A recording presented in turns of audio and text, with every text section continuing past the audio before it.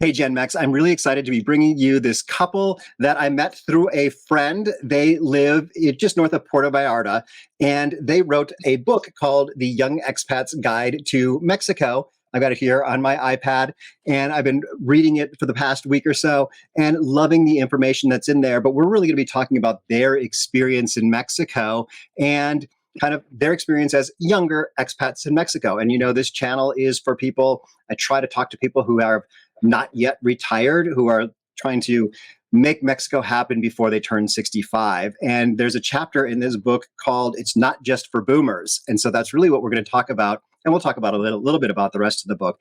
But let's bring Shari and Josh on now. Let them kind of introduce themselves, let you guys know a little bit of background. Yeah, hey, we're Shari and Josh, and we moved to Mexico in 2018 from Atlanta, Georgia. Thank you so much. Yes, we do have an Atlanta connection in our background too. I lived in Atlanta too for a while back. But yeah, let's talk about the kind of the young expats, the it's not just for boomers aspect, because why did you decide to write this book? Clearly a lot of older people do retire in Mexico, but what drove you guys to want to write the book about the people who are not yet retirement age? Yeah, absolutely. We had no intentions of writing a book, but we had tons of people asking us about our experience, how to buy a house, how to build a house, how to actually do the move, how to go through the residency visa process. And every time we would give out information, everyone would say, oh my gosh, you guys should write a book. And we really resisted doing it until one day I just woke up and sort of had the beginning of the book in my mind and started talking to Josh and said, okay, I think we need to write a book. But the real reason is because there's so many books out there about moving to Mexico and living in Mexico, but so many of them are targeted at retirees because obviously there is a very large population of retirees living in Mexico, happily. But that's not our experience. We moved here in our late 30s and we see tons of other people doing the same. We have a huge expat community here that is definitely not retired, in their 30s, 40s, 50s, and that's who we decided to write it for. Awesome. Thank you. That's kind of where I came up with this YouTube channel, is that I saw on YouTube, there were a lot of the 20 somethings. So Jordan and what was Jordan? Give me a second here. Jordan, you know which one I'm talking about? Tangerine Travels. Oh, yeah. Maddie. Yes. So there were a lot of younger people, Jordan and Maddie, I'm talking about you here, and a lot of older people who, are talking to the retirees. So that kind of that middle area was what was missing. So this was great when our friend Sean connected us together, because you wrote the book. I'm doing the YouTube channel. So, and a lot of the same information. And I think a lot of the information is similar when we look across the book in general for retirees and not retirees, but there are certain things that are very specific to retirees and certain things that are very specific to not retirees. And we'll get into that. But I want to talk about it's not just for boomers. You guys aren't boomers. So what is it that you guys do here in Mexico? Or why don't you tell us a little bit of the background of arriving where you are? And I think you said you built a house. So yeah, give us a little bit of your story. So we were traveling the world for about a year and decided that we didn't want to live back in the United States anymore. And Mexico was where we wanted to be. And so we traveled around Mexico a little bit, landed north of Puerto Vallarta in Riviera Nayarit. Found a piece of land pretty quickly, talking to local realtors, and friends had recommended that we talk to these specific realtors. And it was just a bare piece of land, and started creating what we wanted for a home, and also a few rental units that we could make a little income off of while we lived there on the property. Cool. Well, tell us a little bit about the construction process. How did that go? Because that's often something that doesn't go as well. And we're going to talk about renting and whatnot. We'll talk a lot about other things, but let's hear more of your story. Of course. We got a handful of recommendations for builders. And started making phone calls and interviewing the builders, and then asking around town, which was a really important thing, was just, who knew these people and who had experiences with them. Were they good or bad?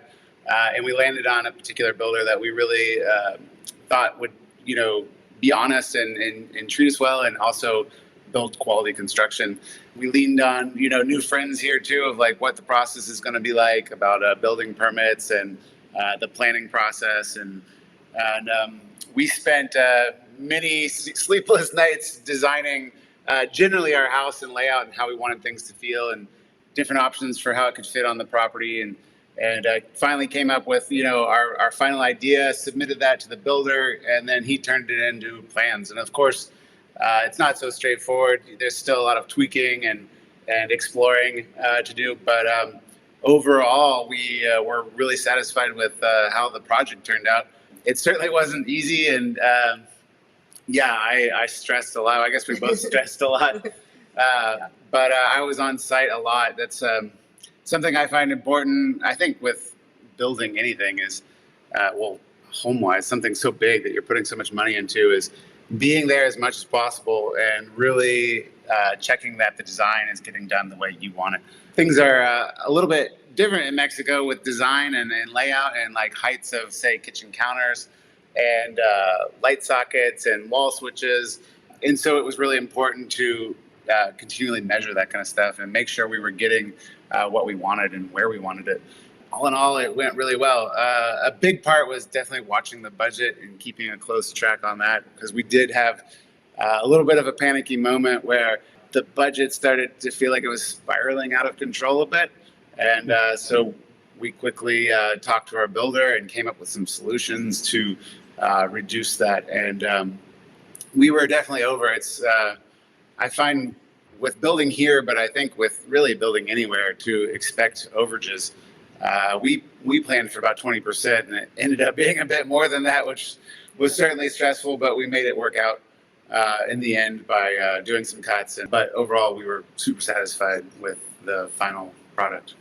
Mm-hmm. Yeah, I think it's everyone tells you that you have to have patience when you build in Mexico. That is definitely something to keep in mind. But I also think there's this just sense that you have to have that it's gonna work out, but it's not gonna be easy. And you just kind of have to like have faith in the process and keep going and know that you're not gonna get everything 100% the way you want, but it's still gonna be amazing at the end. But I think that's almost all construction. Probably, yeah. Yeah. We never built in the United States, but we've, had friends and family that have done some construction, and I was basically born on a construction site. My parents were building their house soon after I was born, and I was around that. And so I think I personally got a little bit of that through osmosis. Yeah, just being there. Yeah. We weren't completely newbies to the, You weren't. I had never done anything like that. True. Yeah. Yeah. You mentioned, the idea of like outlets not being where you wanted, and the idea of being there on site every day is really important. I'm currently up in Oregon.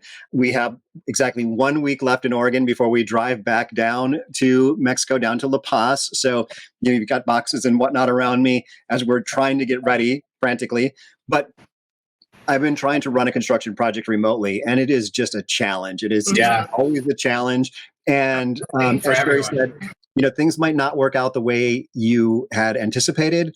I've been having an issue with tile in our shower, and you know what? There's going to be tile in the shower. It might not be exactly what I was looking for, but in the end, I think that's something that's an attitude that you have to recognize as necessary to live in Mexico. And I think you guys talk a little bit about that attitude in your chapter about, it's kind of a little bit about gentrification, but it's not called that, but it talks about like accepting the way Mexico is. Absolutely, and not complaining about how, in the United States, the tile would have been at Home Depot and it would have all been in stock and everything would have been perfect and it would have just been delivered. It doesn't work that way in Mexico.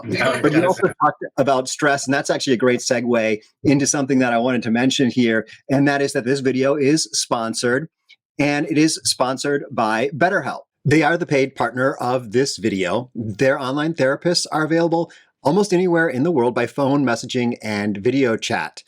I've worked with a therapist through BetterHelp during my time in Mexico. My therapist is in the UK, and it's great to have someone to talk to who is unbiased and a kind ear to listen and help me through things over weekly video chats. If you want to give it a try, you'll get 10% off your first month if you use my link, betterhelp.com/almost-retired. Over 4 million people have already used BetterHelp to start living a healthier, happier life, and I'm sure that some have used the service while struggling with the stress of a construction project. So continuing the conversation, where were you living while your house was under construction? We actually bounced around a ton. When we first moved to where we're living, we just rented an apartment really right off the bat. We were there for 6 months.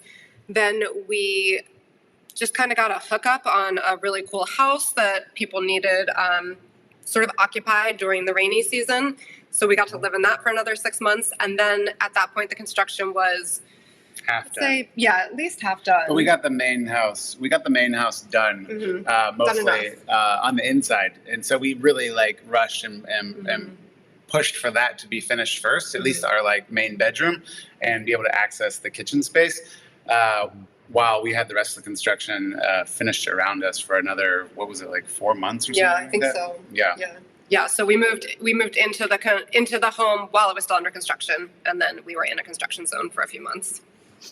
Yeah, it sounds like we'll be in a little bit of a construction zone. I sent a message this morning saying that these are the 4 things that I hope to have complete by the time we arrive. And with fingers crossed. The last line saying like, is this is this going to happen? Knowing that the answer is going to be yes, knowing that the real answer is going to be no. But I'm at least trying to set the expectation of like, these are the things that are important to me. So we will see how that goes. There'll be another video coming out soon. That is something you said that the answer would be yes. I feel like, at least our experience here in Mexico, everyone always says yes.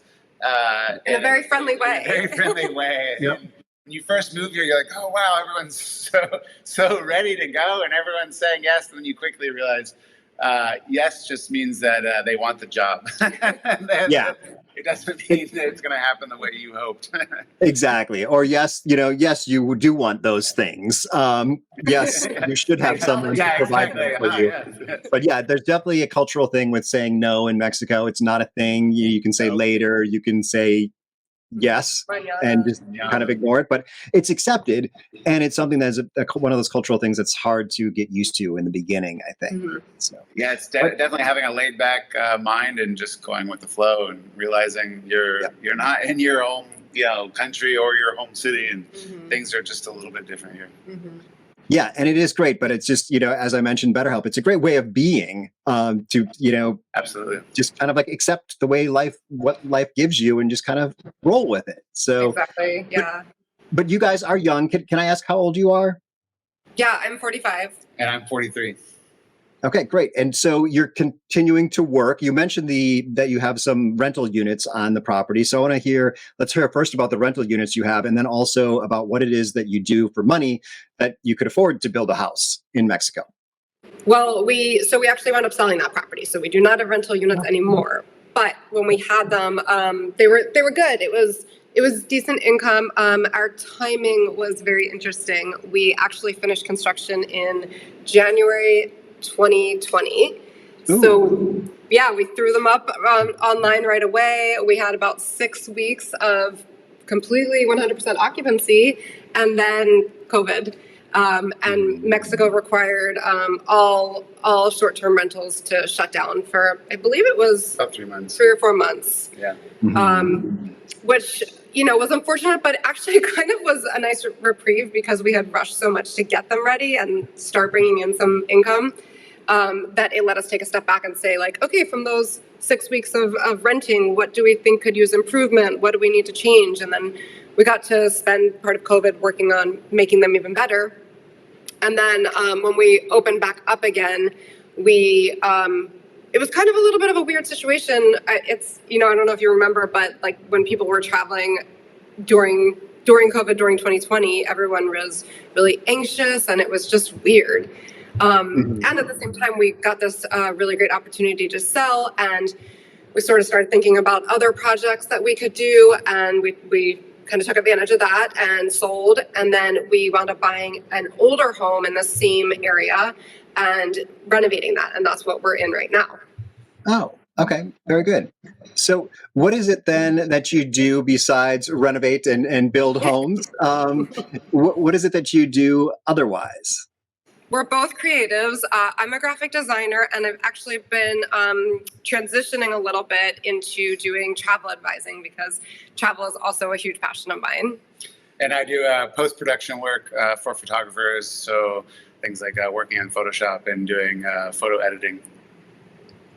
Great. So a couple of things that work well remotely. Absolutely, yeah. Yeah, so maybe you could give some advice for folks who are like you. In the book, you do go through, and we're going to go through a little bit of your thoughts on people who are single, people who are married with kids, and people, I think, who are LGBTQ. Yeah, so we're obviously a couple. We don't have kids. We've just got furry ones. I think we're at a really good advantage to move here because we don't have dependents relying on us, and we can also, the world is open to us. We can live wherever we want. We don't have to worry about good schools or anything like that, which is a bit of a challenge that we see with some of the families we know, but still totally doable. Yeah, I mean, most of our friends that have families, they find that where at least we live, because we are in a small town, surfside country, out of the way, but so they're limited on schools. But it seems like elementary up through about middle school works well, and then often we find that families end up moving to a city that have more private school options, which Mexico does have a decent amount of international school options, America school options, and just they're in the bigger cities. So it's not that there isn't an option; it's just that a small town Mexico doesn't exactly have all those great options. Right, and you also have to think about if you do have kids. What is important to your kids and their education? Like, are you more concerned about the level of schooling, or are you more concerned about extracurriculars and opportunities for sports? As Josh said, we live on the coast, and there's tons of surfing kids here, and that's what's important to them, and that's how they get their athleticism in. So there's all different considerations. But for couples and for single people, I think you have a ton of options. You can live wherever you want in the country. It's a lot easier to find apartments or homes because you have less requirements in what you need. That also usually means that they're more affordable. So there's tons of great advantages. Yeah, so that is great. I like I said, I love reading the book and hearing some of those differences. Like people with kids, in La Paz, there's a few private schools, but not as many as some other parts of Mexico. I'm sure, like Mexico City has. Yeah, Monterrey, Mexico City, San Miguel de Allende, Guadalajara. Yeah. Some of the really bigger cities, and especially Monterrey, I would think there's so many expats there that are corporate expats, more so than kind of like the individual nomad or digital expats, creatives, things like that. So, so one of the things you also talked about LGBTQ in the book, and sort of your experience hearing from other folks on that with people being in Mexico. So maybe you can share a little bit about what you heard there. Yeah, I think that a lot of people rightly think of Mexico as a super Catholic country and then do not associate it with being gay friendly, but it really is. There's laws protecting against hate crimes. There's same-sex marriage is legal. Adoption, is legal in most states, I believe. And then there's also like tons of pride events, lots of specifically gay-friendly areas in different cities and different regions of the country. So there's tons of stuff that's going on. Vallarta, which we're just north of, is a huge example of that. And so every year we go to the drag races for Pride, and that's such a fun thing to be a part of. Yeah, it is interesting with Mexico being so Catholic. But I feel like it's like real Catholic, which the way that Catholics should have been, in terms of like accepting everyone, not really giving, not really looking down on anyone else, just being like, okay, I think in your book, you mentioned that you had some gay friends who holding hands in public, not a problem at all. And I've had other videos, other people that I've met that really found so much more acceptance in Mexico than they found anywhere in the United States, even. So yeah, that's what we've heard too. And I also think it's part of Mexico's culture, which in our experience, we see it's just this kind of live and let live attitude. You know, there's no judgment about how other people are living their lives. Sometimes that's something that can be frustrating, for example, when your neighbor is just blasting their stereos at you at 5 a.m. on a Tuesday night, and you're like, come on, I just want to sleep. But no one says anything. You know, it's like everyone gets their turn. Yeah, it's part of the reason we moved here is that the freedoms of that. Yeah, neighbors don't seem to be, at least where we live, constantly complaining about each other or to each other, and people do live with what feels like a little more freedom of life, honestly. Mm-hmm. Yeah, actually, last week's video, if you remember that, with Veda, that'll be up in one of the corners up there. She talks about the freedom and how her neighbors are always playing their music loud, but then she gets to play her music loud too. And it's just kind of the key again is that mindset of not getting frustrated, because that's when you can't sleep, is when you get frustrated about the music instead of turning on the noise machine and putting in the earplugs and blocking it out, because it's going to happen. And complaining about it or getting frustrated by it doesn't do anyone any good. So, and at least where we live, it's not like an every day, every week, or thing. It's usually just during like saint celebrations, birthdays, and just holidays in general. So it's certainly not all the time for us, at least. I'm sure everyone's got different experiences depending on where you live and the type of neighborhood you live in. But we live in a very family-friendly area, and everyone seems to be pretty respectful of each other, and no one seems to be just going all day, every night with parties and such. Yeah, one thing I'll comment there is there's something called event salons in Mexico, which is pretty common. I don't know if they're common where you live, but in La Paz, they're very common, and out where I live, they're very common. And essentially, people's homes aren't often areas where you would bring in outside folks to visit in your home, because the home is just very, very simple. So there are event salons where you go if you're having a party or something, like someone's birthday, and there's nice event salons where you would have like your quinceañera, and there's some that are not quite as nice where you have just like someone's birthday. And they can be loud often. And that's the one thing like I fear is like an event salon moving in next to me or something like that, just because they're going to have parties all the time because that's their business. And the way like zoning works in Mexico is not the way it works in the United States. Everything is very separate in the United States. Everything is mixed together. So your neighbor having a business, likelihood is that your neighbor will have some kind of business, because everyone has multiple things going on. Hopefully it's not a business that is kind of disruptive like an event salon, but if it is, that's something to watch for when you're looking at houses and whatnot, is what are the neighbors got going on? Or like, even though the town plaza looks very beautiful, when you go to visit, that might not be the place to move next to the town plaza, because that tends to be where a lot of the celebrations happen. That's our event salon. Yeah, that would be our event salon. So there's lots of birthday parties and small weddings and such. Yeah.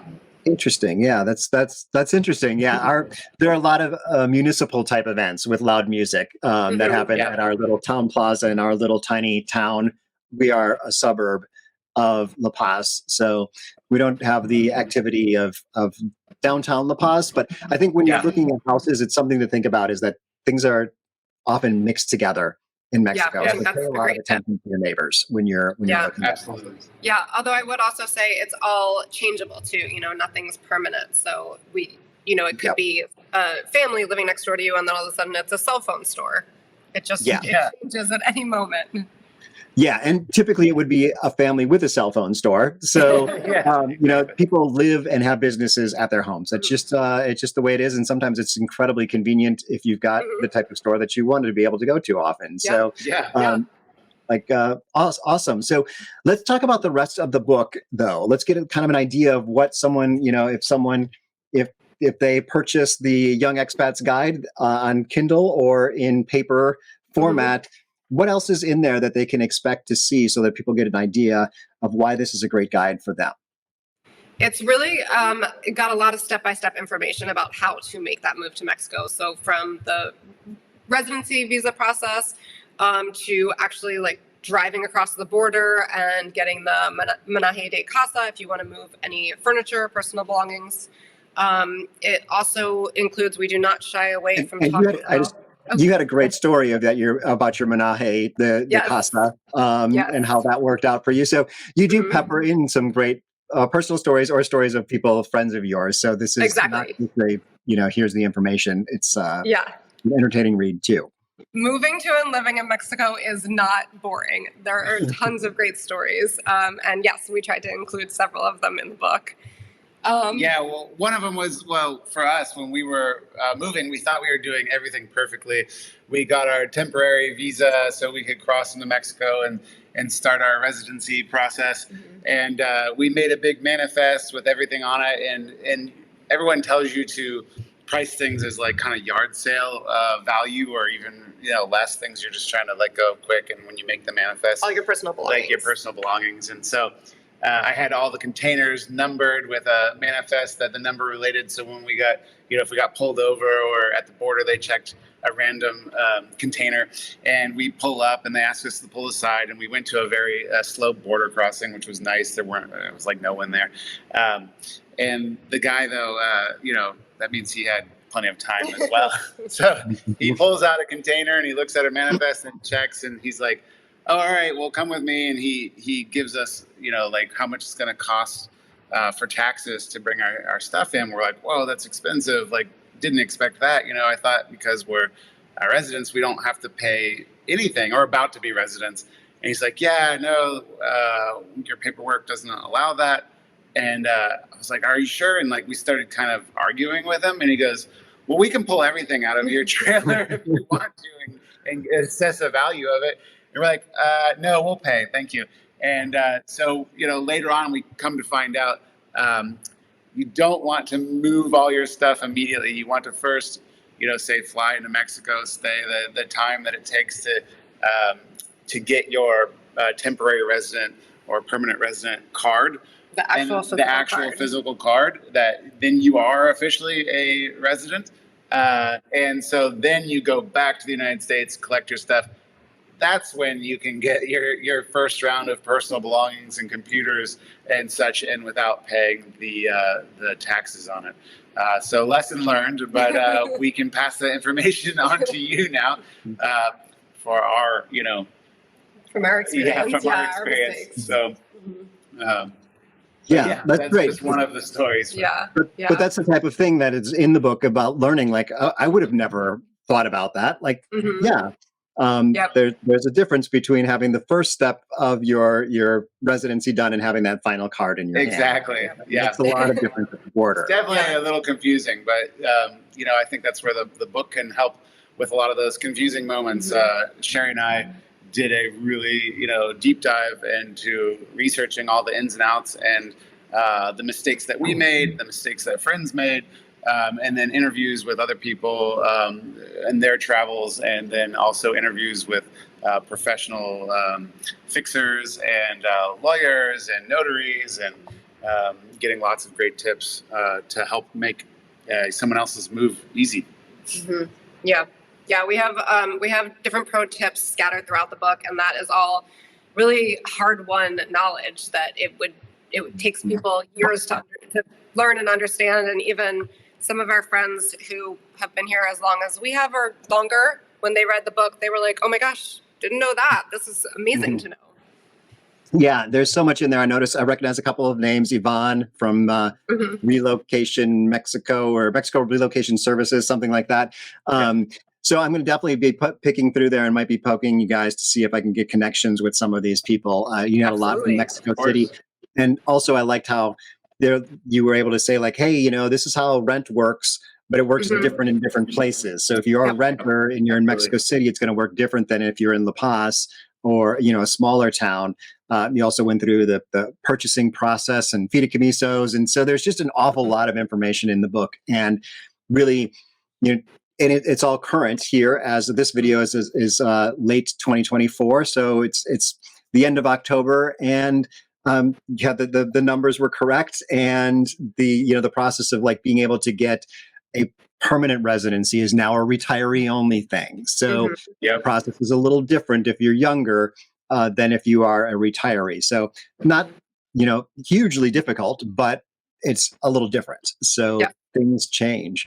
Yeah, So it is always changing. mhm. Yes. So, any plans for a next edition of the book? I mean, I know this one probably just came out recently, Mhm. but any thoughts for going forward?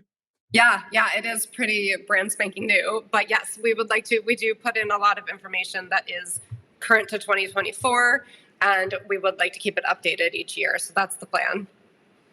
Okay, awesome. Well, thank you guys so much. Any parting thoughts or like a tip or something for someone who's not a boomer, someone who's Mhm. I think boomers technically start at age 60, and I usually go to like 65 because that's like 65 for me is that age where people are supposed to retire.